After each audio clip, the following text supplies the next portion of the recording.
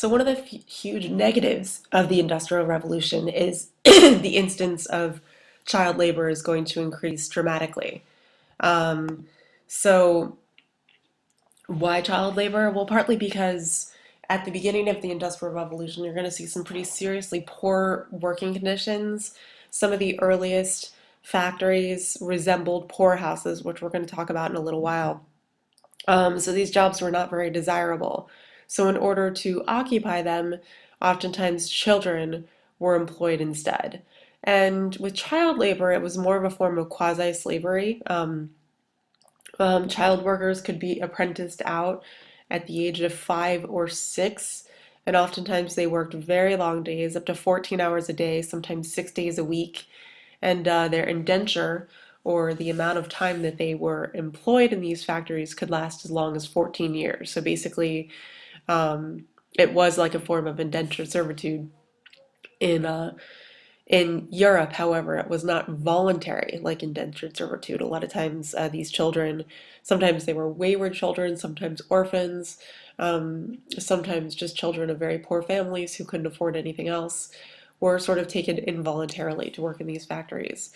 Um, and now, eventually, we're going to see that the instances of child labor are going to lead into widespread reform, which we're going to talk about in a little while.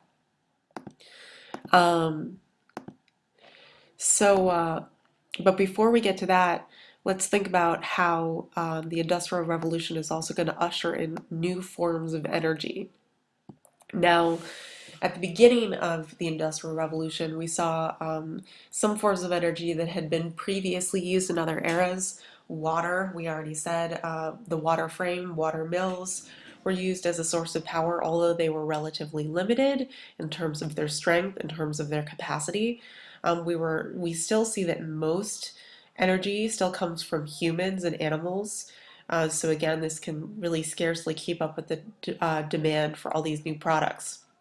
So, one of the hallmarks of the Industrial Revolution is the transition from these human, animal, water, or also wood as sources of energy to, of course, the steam engine. So, um, before the steam engine, one of the most prominent sources of energy was wood. All right. However, wood is going to become less and less available because of the rapid conversion of forests to farms. So with deforestation, we're going to see the demand for some new source of energy. So we're going to see that starting at around 1780 or so, more and more people are going to make the transition from processing wood and turning it into charcoal, um, and instead they're going to start burning coal. And what they're going to do then is use actually coal is going to burn to provide steam power to be used in many industries. So by 1850 or so, we're going to see that England is going to produce about two-thirds of the world's coal. So a huge transition here. Processed wood or charcoal was used at first, right? And this was a fuel that facilitated the production of iron, but it was limited. Now coal is relatively unlimited, so because of that, we're going to see that much more iron is going to be able to be produced once England makes the shift from wood burning to coal burning. So this also is going to pave the way for the first steam engines. All right, so at first we see a very primitive steam engine produced by burning coal to produce steam. And then from there, they operate a pump with the steam. And this very rudimentary steam engine was invented by two different men, Thomas Savery and Thomas Newcomen, but the more well-known steam engine was the one that was patented by James Watt in 1769. And this is the first efficient steam engine. And it's efficient because it's able to use coal power, um, which compared to wood and charcoal was virtually unlimited. So now, after this steam engine, this efficient steam engine is produced, you're going to see that steam power is going to replace virtually all water power plants And also now we're going to make fuel from coal rather than wood. And this fuel is called coke. Um, and this is going to replace charcoal. And coke is now going to be used to smelter pig iron and produce iron itself. So because coke production was much easier, and because coal was much more plentiful, you're going to see iron production is going to be facilitated, um, and iron iron is going to be much more readily available and much less expensive. So by 1850 now we're going to see that England is going to produce more than half of the world's iron. And this also is going to give way to the transportation revolution because when we have iron, we can start to create railroads. So, of course, with more and more with more and more products being produced during the Industrial Revolution, especially with more and more textiles being produced, you're going to see an increasing demand for some sort of way to transport them from place to place and sell them efficiently. Um, there's also going to be a demand for ways to deliver a more efficient way to deliver raw materials to factories. So at first you see before railroads, you're going to see extensive canal networks that are going to be built in the early to mid 19th century. Um, Also before we use steam power to power the railroads, you're going to see the advent of steamboats.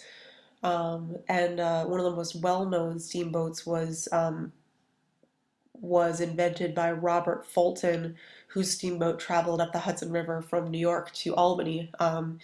But the railroad is going to be much more significant than the steamboat. Um, so at first, actually, you'll see um, that there was some experimentation with using steam power on regular roads.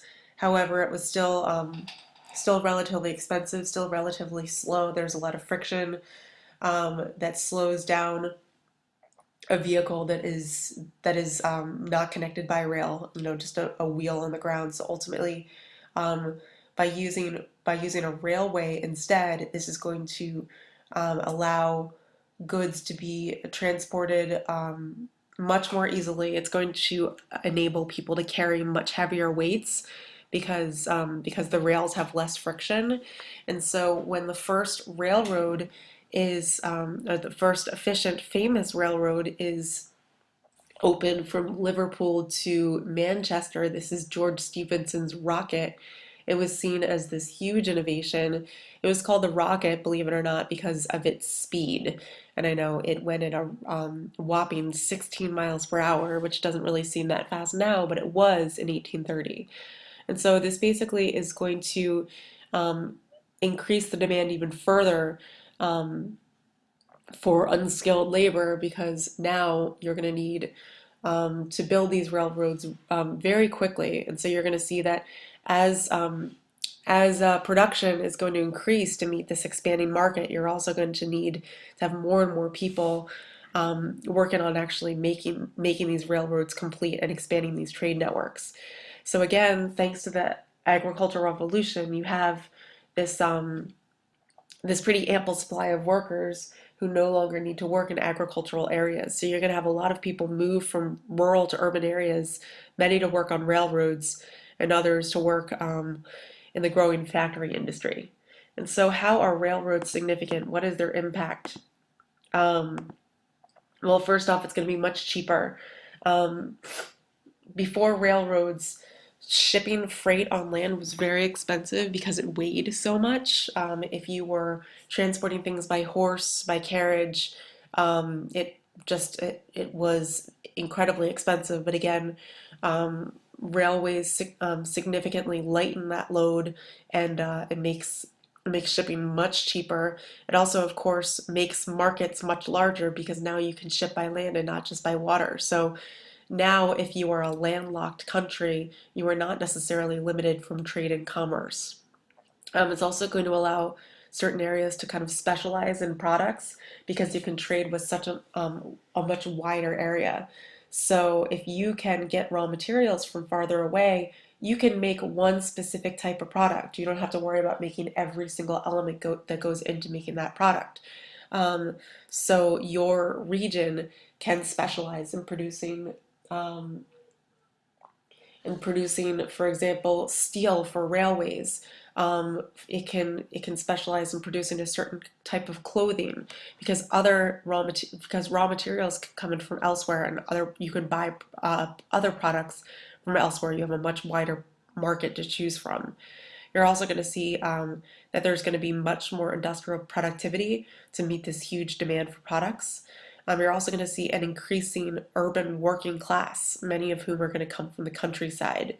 So again, the cottage industry, these laborers are now going to be cottage workers, farm laborers, and small peasants are now, many of them are going to flock into urban areas and railroad towns to work on railroads because there's so many more jobs available. And you're going to see more and more people travel into towns to work on railroads. So by 1850 or so, England, the pioneer of industrialization, it is producing two-thirds of the world's coal. Again, think about how important coal is towards iron production, right? Because of its involvement in coal production, it's producing more than half of the world's iron. It's producing more than half of the world's cotton cloth, and its GNP, or gross national product, is going to increase by 350% from 1801 to 1850. The population is also going to soar from 9 million to 21 million, and the per capita income is going to increase by 100%. So, and all you can see that um, England's economy is obviously benefiting significantly. We're going to talk about some of the social impacts of the Industrial Revolution as well, how it creates a greater class consciousness. And for next time, we're going to talk about how industrialization starts to spread to continental Europe.